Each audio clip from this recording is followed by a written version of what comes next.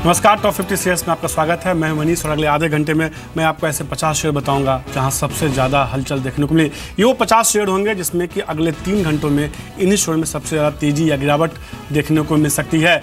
लेकिन कई सारे सेक्टर्स हैं, स्टॉक्स हैं जिस पर खासतौर पर हम चर्चा करेंगे। और बाजार देखिए कहीं ना कहीं जो है वापस से दिन के ऊपरी स्तर के आसपास पहुँचने की कोशिश कर रहा है। हालांकि ऊपरी स्तर थोड़ा सा कमज़ोर हुआ है, संभलने की कोशिश है। कल के मुनाफा वसूली के बाद कल भी हमने देखा था सेकंड हाफ में लोअर लेवल से बाजार थोड़ा संभला था, उसी को आगे कंटिन्यू करने की कोशिश कर रहा है 8650 के ऊपर। अच्छी बात यह है कि टिकने की लगातार कोशिश कर रहा है। अब ये देखना होगा कल टिकता है कि नहीं आज के ट्रेड में। तो कल के ट्रेड में हमने देखा था कि टिकने की कोशिश हुई तो हाई लेवल पे कि तेज मुनाफा वसूली देखने को मिला। लेकिन अगले आधे घंटे में कई सारे सेक्टर्स होंगे जिस पर आज चर्चा करेंगे और कई नए सेक्टर्स हैं जहाँ आज के ट्रेड में एक अच्छी खरीदारी देखने को मिल रही है या गिरावट देखने को मिली है। जीएसटी से पहले क्या खरीदे, कल राज्यसभा में जीएसटी बिल टेबल होने वाला है, उससे पहले कहीं ना कहीं कई सारे स्टॉक्स हैं जहां एक अच्छी कमाई के मौके मिल सकते हैं। केवल 2 या 3 दिनों में भी बेहतर कमाई के मौके होंगे और अगर अभी आप खरीदते हैं तो अगले कुछ हफ्तों में, कुछ महीनों में भी बेहतर रिटर्न देखने को मिल सकता है। तो ये कौन से शेयर होंगे जीएसटी से रिलेटेड, इस पर खास तौर पर आज चर्चा करेंगे। टेलीकॉम शेयर में कुछ उल्टा पुल्टा हो रहा है। कुछ स्टॉक्स देखिए जोरदार तेजी, कुछ में गिरावट देखने को मिल रही है। जीएसटी का असर इस सेक्टर पे भी सीधे तौर पे देखने को मिल सकता है। असर पॉजिटिव होगा या नेगेटिव, थोड़ी देर में आपको बताएंगे। इसके अलावा केमिकल शेयर में देखिए लगातार खरीदारी देखने को मिली, एक बड़ा सेक्टर है। तो कहीं ना कहीं रोज हम देखते हैं कि इसमें से कुछ ऐसे स्टॉक्स होते हैं जहां एक अच्छी मजबूती देखने को मिल रही है। इसके अलावा आज के ट्रेड में देखिए कई फार्मा शेयर है जहां खरीदारी देखने को मिली है। कुछ पूरे सेक्टर को लेकर पॉजिटिव खबरें भी आई है, उसका भी असर देखने को मिला है। लेकिन एविएशन स्टॉक्स में आज के ट्रेड में दबाव देखने को मिल रहा है। 3 कंपनियां लिस्टेड, उसमें से इंडिगो के नतीजे खराब, उसका असर पूरे सेक्टर पर देखने को मिला। किया एविएशन स्टॉक्स में से निकलने का मौका है। और नतीजों से पहले एक ऐसे शेयर की हम बात करेंगे जहां आज के ट्रेड में जिसमें नतीजे बेहतर देखने को मिल सकते हैं, तो आपको इस पर क्या करना चाहिए। लेकिन कुछ एक ऐसे स्टॉक्स के साथ शुरुआत कीजिए जिसमें कि आज के ट्रेड में मजबूती देखने को मिल रही है। खासतौर पे एफएमसीजी स्टॉक्स देखिए जहां की आज के ट्रेड में एक अच्छी मजबूती देखने को मिल रही है। एफएमसीजी शेयरों में अच्छी खरीदारी है। कोलगेट ने कहीं ना कहीं इस तेजी को लीड किया। मैरिको देखिए वहां एक अच्छी मजबूती देखने को मिली। काफ़ी दिनों के बाद हमने कोलगेट में इस तरह की तेजी देखी है। HUL, ITC, ब्रिटानिया जैसे स्टॉक्स हैं जहां आज के ट्रेड में अच्छी मजबूती देखने को मिली। और बाजार को जो एक सेक्टर जो संभाल रहा है वो कहीं ना कहीं एफएमसीजी में ITC है, जिसमें कि आज के ट्रेड में हम एक अच्छी मजबूती देखने को मिल रही है। आज के जानकार लवलेश साहब हमारे साथ जुड़ चुके हैं। लवलेश, हमने देखा कि थोड़ी देर में लवलेश जुड़ेंगे, उनसे जानने की कोशिश करेंगे। इसके अलावा एक सेक्टर और देखिए जहां एक अच्छी मजबूती देखने को मिली है। ऑटो से स्टॉक्स देखिए, लॉजिस्टिक स्टॉक देखिए जहां पे एक अच्छी तेजी देखने को मिले। लॉजिस्टिक स्टॉक्स में गति, स्टोमेन लॉजिस्टिक्स, पेट्रोल integrated logistics, all cargo, container corporation जैसे स्टॉक्स है जहां की अच्छी मजबूती देखने को मिली। ऑटो और ऑटो से स्टॉक्स देखिए वहां भी एक अच्छी खरीदारी देखने को मिली। खासतौर पर ऑटो इंसली में देखिए बैंको प्रोडक्ट्स नतीजों के बाद से जोरदार तेजी। GMT ऑटो, गैब्रियल में देखिए 11-10% के आसपास की एक अच्छी मजबूती देखने को मिल रही है। सोना कयो, जय भारत मारुति जैसे स्टॉक्स में खरीदारी देखने को मिली है। इसी तरह से आप ऑटो स्टॉक्स देखिए, बजाज ऑटो लगातार हमने देखा अच्छी मजबूती देखने को मिली है। TVS motor, Maruti, hero motor cup, Maharashtra scooter जैसे स्टॉक्स हैं जहां के आज के ट्रेड में खरीदारी देखने को मिली है। इसके अलावा सरकारी बैंक, ये वैसे स्टॉक्स हैं जिसमें माना जा रहा है कि MSCI इंडेक्स में जो बदलाव होने वाले हैं उसमें इन कंपनियों का वेटेज बढ़ सकता है और ये कहीं ना कहीं पॉजिटिव ट्रिगर है। एक्सिस बैंक जैसे स्टॉक्स है जहां एक अच्छी मजबूती देखने को मिल रही है। येस बैंक में मजबूती है। ऐसा मोटर में थोड़ी सी गिरावट देखने को मिली। इसका BPCL देखिए वहाँ हल्की फ्लैट टू पॉजिटिव कारोबार होता हुआ दिख रहा है। ऐसा मोटर हम देख रहे हैं ऑल टाइम हाई के आसपास ये ट्रेड का नतीजों के बाद से लगातार एक तेजी का रुझान बना हुआ है। आज के जानकार हमारे साथ लवलेश शर्मा जुड़ चुके हैं। लवलेश, एफएमसीजी स्टॉक्स के साथ मैं शुरुआत करूंगा। काफ़ी दिनों के बाद आज कहीं ना कहीं एक अच्छी मजबूती, कोलगेट, मैरिको, HUL, ITC जैसे स्टॉक्स में तेजी, ब्रिटानिया में एक अच्छी खरीदारी देखने को मिली है। क्या राय होगी? खासतौर पर ITC देखिए आज कहीं ना कहीं पूरी तेजी को लीड कर रहा है, बाजार की गिरावट को कहीं ना कहीं रोकने की कोशिश कर रहा है। जी, गुड आफ्टरनून मनीष। बिल्कुल, कहीं ना कहीं पूरे बाज़ार को एफएमसीजी जो पर्टिकुलर सेक्टर है कहीं ना कहीं वही सपोर्ट कर रहा है। आपने जो भी शेयर्स के नाम बोले, ब्रिटानिया, मारिको, ITC, मेरे ख्याल से उनमें से अगर कोई सबसे स्ट्रॉन्ग काउंटर जो मेरे को लगता है ऑन चार्ट्स एंड एक इंडेक्स वाइज अगर मैं पोजीशन लूँ तो ITC है। हैवी वेट स्टॉक है, कंटिन्यूसली डिविडेंड पेइंग है। मेरे ख्याल से कहीं ना कहीं अभी भी इसमें और तेज़ी बाकी है। ब्रॉडनिंग चैनल फॉर्मेशन है। 264 ऑफ कोर्स एक प्रीवियस रेजिस्टेंस है जो हमको थोड़ी सी एक तकलीफ देगा शॉर्ट टर्म में, बट मेरे ख्याल से जो स्ट्रेंथ है स्टॉक में, जनरली हम तीसरी चौथी बार कोई रेजिस्टेंस पे आते तो उसको ब्रीच हो जाता है। तो मेरे ख्याल से मैं यहाँ से लॉन्ग ट्रेड लेना चाहूँगा। मेरा ITC में यहाँ से टारगेट कम से कम एक 10 से 12% का रहेगा, अराउंड 285 प्लस। मेरे ख्याल से इसमें आपको और ऊपर के लेवल्स दिख सकते हैं, जिसके चैनल फॉर्मेशन के हिसाब से आता है। नीचे में 244 243 एक स्ट्रॉन्ग सपोर्ट है, जहाँ पर इसने बॉटम आउट करा है। मेरे ख्याल से आप इसका एक स्टॉप लॉस लगाकर इस स्टॉक में लॉन्ग जाएं। 1 से 2 हफ्ते में एक 10 से 15% की और तेज़ी बाकी है आईटीसी में। तो आईटीसी में लवलेस मानते हैं एक और अच्छी तेजी देखने को मिल सकती है। 244 243 का ऐसा जोन है जिसको आप बतौर स्टॉप लॉस मान के चलिए। अगले 1 से 1.5 हफ्ते में लवलेस मानते हैं कि शेयर में करीब 10% तक की तेजी देखने को मिल सकता है, अच्छी तेजी देखने को मिले। वैसे भी जीएसटी जो पास हो रहा है वो कहीं ना कहीं पूरे एफएमसीजी कंपनियों के लिए बेहतर ट्रिगर के तौर पर माना जा रहा है, क्योंकि अभी फिलहाल इन कंपनियों को करीब 25% के आसपास इनडायरेक्ट टैक्स देना होता है और माना जा रहा है कि जीएसटी लागू होगा तो टैक्स की दरें घटती हुई दिखेगी। इसका फायदा सीधे तौर पर लॉजिस्टिक स्टॉक्स को भी देखने को मिल सकता है। आज देखिए अभी थोड़ी देर पहले तमाम लॉजिस्टिक स्टॉक्स में एक अच्छी तेजी देखने को मिली है, जैसे सरकार की तरफ से कुछ एक बयान आया है पॉजिटिव इस पूरे जीएसटी को लेकर। गति, snowman logistics, Patel integrated logistics, all cargo container corporation जैसे स्टॉक्स दिन के ऊपरी स्तर के आसपास ट्रेड कर रहे हैं, एक अच्छी मजबूती देखने को मिल रही है। मेरे साथ संदीप भी जुड़ चुके हैं, क्योंकि मैंने कुछ चुनिंदा सेक्टर्स की बात की है, लेकिन संदीप आप कुछ चुनिंदा स्टॉक्स चुन के लाए हैं जिसका फायदा सीधे तौर पर जीएसटी से होगा और जीएसटी पर कल बहस शुरू होने वाली है। उससे पहले कुछ एक ऐसे स्टॉक जिसमें खरीदारी करनी चाहिए, बेहतर रिटर्न देखने को मिल सकता है।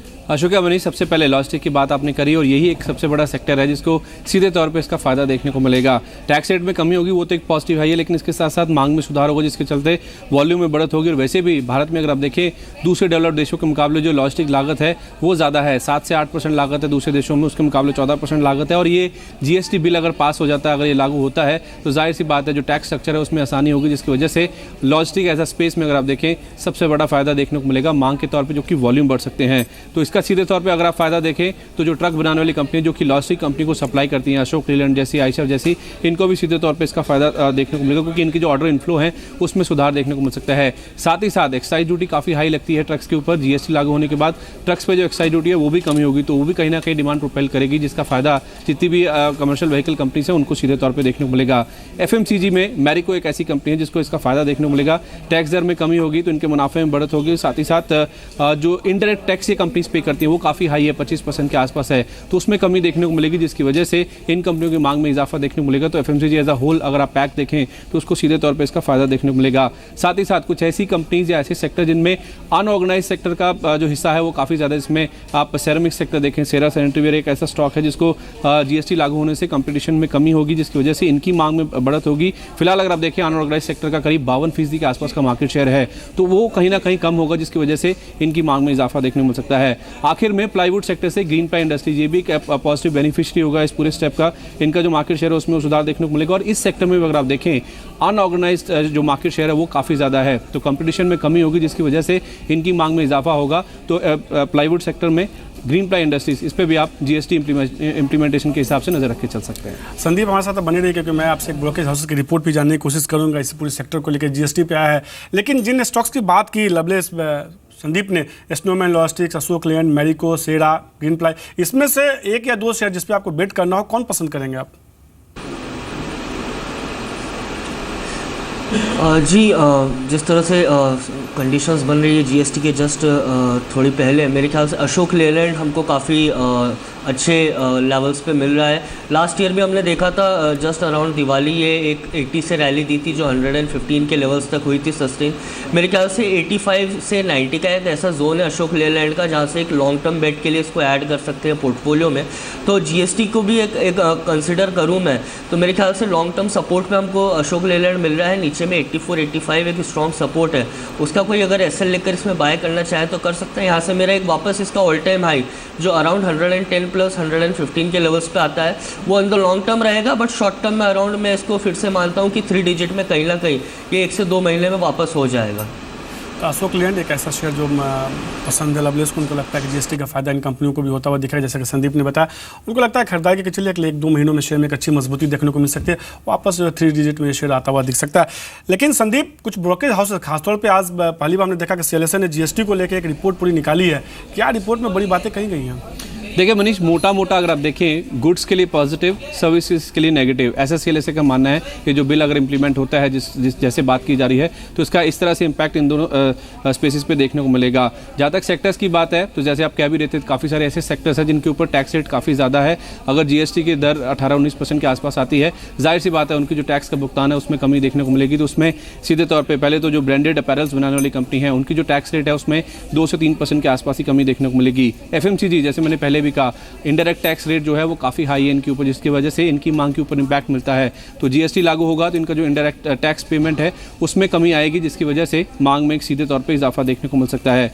ऑटो, इसके अलावा और कंज्यूमर ड्यूरेबल्स, ये कुछ ऐसे सेक्टर्स हैं जिनमें सीधे तौर पे 18% के आसपास की दर अगर जीएसटी की आती है तो टैक्स के हिसाब से देखें इनकी जो मांग है उसमें इजाफा देखने को, मुनाफे में एक पुश देखने को मिल सकता है। लेकिन 2 ऐसे सेक्टर्स हैं जहाँ पे इसका नेगेटिव इम्पैक्ट देखने को मिल सकता है।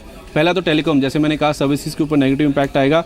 18% जीएसटी अगर लागू होता है तो इनकी जो टैक्स का भुगतान है उसमें इजाफा देखने को मिलेगा, जिसकी वजह से इनका टैक्स आउटगो बढ़ेगा तो इनके ऊपर एक डेंट देखने को मिल सकता है। साथ ही साथ कुछ ऐसे बैंक जिनकी फी बेस्ड इनकम काफ़ी हाई है, उनके लिए जो जीएसटी की दर है वो काफ़ी ऊंची हो सकती है, तो उस लिहाज से उनके ऊपर नेगेटिव इम्पैक्ट देखने को मिल सकता है। तो सीएलएसए का ऐसा कहना है, ब्रांडेड अपैरल्स बनाने वाली जो कंपनी है आदित्य बिरला फैशन, रेमंड, इनके लिए कहीं ना कहीं जो नेगेटिव है वो देखने को मिल सकता है। भारतीय एयरटेल, आइडिया, रिलायंस कम्युनिकेशन, इनके लिए भी खराब होगा। लेकिन पॉजिटिव में एफएमसीजी में एचयूएल, गोदरेज कंज्यूमर, ऑटो में मारुति, एमएनएम, और साथ ही साथ कुछ ऐसी कंज्यूमर ड्यूरेबल स्पेस की कंपनी है जिनका टैक्स रेट कम होगा, इनके लिए सीधे तौर पर एक फायदे की बात देखने को मिल सकती है। तो कहीं ना कहीं कुछ एक ऐसी कंपनियां जिस पर सीधे तौर पे जो इसको फायदा और नुकसान होता हुआ देख सकता है। सीएलएसए की तरफ से राय आती हुई देखिए लवलेस, जिस तरह सीएलएसए ने कहा है कि ऑटो कंपनियों के लिए पॉजिटिव ट्रिगर के तौर पे होगा। शुक्रिया संदीप। ऑटो कंपनियों के लिए पॉजिटिव होगा, खासतौर पे Bajaj auto, TVS Motors, Mahindra and Mahindra, Maruti जैसे स्टॉक्स पे वो पॉजिटिव राय लेके चल रहे हैं। आपको ऑटो स्टॉक्स देखिए जिसमें आज रफ्तार देखने को मिली, थोड़ी खरीदारी देखने को मिली है, क्या इसमें से कोई पसंद है आपको? जी बिल्कुल, मारुति सुजुकी ने जिस तरह से नंबर्स पोस्ट करे हैं, मेरे ख्याल से हाईएस्ट डोमेस्टिक सेल्स, और कहीं ना कहीं जो ऑटो जो सेल्स है हम उसको एक प्रॉक्सी मानते हैं इकोनॉमिक रिकवरी में। तो मेरे ख्याल से इसमें आने वाले समय में एक 5000 से ऊपर के आप लेवल्स देख सकते हैं। 5050 इनिशियल टारगेट रहेगा, सेकंड टारगेट उसमें 5200 रहेगा। 4900 पे स्टॉक बॉटम आउट हो चुका है, आप उसका एक स्टॉप लॉस लगाकर इसको प्ले कर सकते हैं। कहने के मारुति बहुत अच्छी तेजी मान के चलने लगे, 5000 से ऊपर जाता हुआ दिख सकता है। उनको लगता है कि 4900 का आपको इसमें स्टॉपर्स लगाना है, एक अच्छी तेजी देखने को मिल सकता है। आज भी शेयर देखिए 2% की मजबूती के साथ कारोबार कर रहा है। लेकिन लवलेस, अगर ऑटो में तेजी आएगी तो ऑटो से स्टॉक्स को भी सीधे तौर पर इसका फायदा होगा, क्योंकि कहीं ना कहीं पैसा जो है ऑटो कंपनियों से ही, ऑटो से कंपनियों को मिलता है, ऑर्डर्स वहीं से मिलते हैं। और देखिए हमने ऑटो से स्टॉक्स में पिछले कुछ दिनों में एक बड़ी रैली देखी है। अधिकांश ऑटो इंश्योरेंस स्टॉक्स देखिए ऑल टाइम हाई या मल्टी ईयर हाई के आसपास ट्रेड कर रहे हैं। आज देखिए बैंक ऑफ प्रोडक्ट नतीजों के बाद से अच्छी मजबूती, जीएमटी ऑटो में लगातार एक अच्छी खरीदारी देखने को मिली। एमटे ग्रुप की कंपनी है, गैब्रियल, सोना कयो, जय भारत मारुति जैसे स्टॉक्स में तेजी देखने को मिले। जय भारत मारुति मारुति की सब्सिडी कंपनी है। क्या इन पांचों में कोई आपको पसंद है? हम ऑटो इंसिलरी स्पेस की लगभग 3-4 हफ्ते से बात करते हुए आ रहे हैं। जिस तरह से उनमें अराउंड द स्पेस हमने एक तेज़ी देखी है। मेरे ख्याल से कुछ ऐसे शेयर्स हैं जिनमें प्रॉफिट बुकिंग आ सकती है। जीएमटी ऑटो एक काइंड ऑफ अच्छा स्टॉक लग रहा है। रिस्क रिवॉर्ड थोड़ा सा एक फेवरेबल नहीं है एट करंट लेवल्स, लेकिन इसमें अगर कोई 1 महीने का व्यू ले तो 49 के स्टॉप लॉस के साथ इसमें आप एंटर कर सकते हैं। 64 इसमें मेरा हायर साइड टारगेट रहेगा, जो अराउंड इसका 78.6% रिट्रेसमेंट होता है of last downfall. Second stock मेरा गैब्रियल रहेगा। 110 111 के लेवल से हम इसमें तेज़ी देख रहे हैं। 100 के लेवल से मेरे ख्याल से करंट लेवल्स पे अच्छा है, बट कहीं ना कहीं क्लोजिंग बेसिस के ऊपर अगर ये 111 के ऊपर क्लोज होता है तो 121 इसमें मेरा टारगेट रहेगा। इसमें ₹4 का एक स्टॉप लॉस लगा सकते हैं, 107 ऑन द डाउन साइड। तो गैब्रियल और जीएमटी ऑटो 2 ऐसे स्टॉक्स हैं जो लवलेस को पसंद है। उनको लगता है कि इन दोनों शेयरों को आपको पोर्टफोलियो में रखना चाहिए, ट्रेडिंग बेट लेनी चाहिए, तेजी देखने को मिल सकती है। खासतौर पर जीएमटी ऑटो में वो ₹64 का टारगेट मानते हैं, जबकि उनको गैब्रियल में लगता है कि 111 112 तक का भी लेवल देखने को मिल सकता है। ₹103 का लेकिन आपको गैब्रियल में स्टॉपर्स लगाना, 112 तक 113 का वो टारगेट मान के चलते हैं। लेकिन लवलेस देखिए टेलीकॉम स्टॉक्स के लिए कहीं ना कहीं सीएलएसए ने रिपोर्ट जो जारी की है जीएसटी को लेकर, वो मानते हैं कि नेगेटिव है। आज टाटा कम्युनिकेशन को आप छोड़ दें, क्योंकि उसके नतीजे बेहतर देखने को मिले, उसके बाद से मैंने देखा टेलीकॉम स्टॉक्स में उस शेयर ने आज आउट परफॉर्म कर रहा है, खासतौर पर टाटा कम्युनिकेशन में। लेकिन बाकी टेलीकॉम स्टॉक्स देखिए, भारतीय एयरटेल में गिरावट देखने को मिल रही है। इसके अलावा आप रिलायंस कम्युनिकेशन देखिए, वहाँ गिरावट देखने को मिली है। सुबह आइडिया थोड़ा मजबूत था, लेकिन अब दिन के निचले स्तर के आसपास ट्रेड करा। एमटीएल में गिरावट देखने को मिली है। क्या इसमें से कोई एक ऐसा शेयर होगा जो अपने क्लाइंट को आप रिकमेंड करेंगे खरीदिए, या कोई शेयर आपको लगता है कि नहीं अपने क्लाइंट को कहेंगे कि इसमें बिकवाली करनी चाहिए? जी देखिए, टेलीकॉम स्पेस में अगर हम बात करें, जिस तरह से बॉटम आउट फॉर्मेशन हमको लगता है, आरकॉम भी अगर हम देख लें 49-48 के लेवल से एक अच्छी रैली देता है, बट 52 पर उसमें रेजिस्टेंस आ जाता है। सेम गोज विद भारतीय एयरटेल एंड आइडिया, 104-110 की जो रेंज है आइडिया की, वो उसको ब्रेक नहीं कर पा रहा है। यहाँ पर मैं किसी को भी निवेश की सलाह तो नहीं दूंगा, इस पर्टिकुलर सेक्टर को अवॉइड करें, क्योंकि इसमें काफ़ी कुछ न्यूज़ फ्लो हो रहा है। शॉर्ट टर्म में ये चार्ट्स में भी काफ़ी वीक लग रहे हैं, जिस तरह से मार्केट ने आउट परफॉर्म करा, और इनमें कहीं ना कहीं प्रेशर है ऑन द हायर साइड, तो इसको मैं अभी अवॉइड करूंगा। We have much better space to look on. इसको अभी अवॉइड की कैटेगरी में रखकर हम इसमें निवेश की सलाह नहीं लेकिन देंगे। नवलेश, जिनके पास उनको होल्ड करना चाहिए?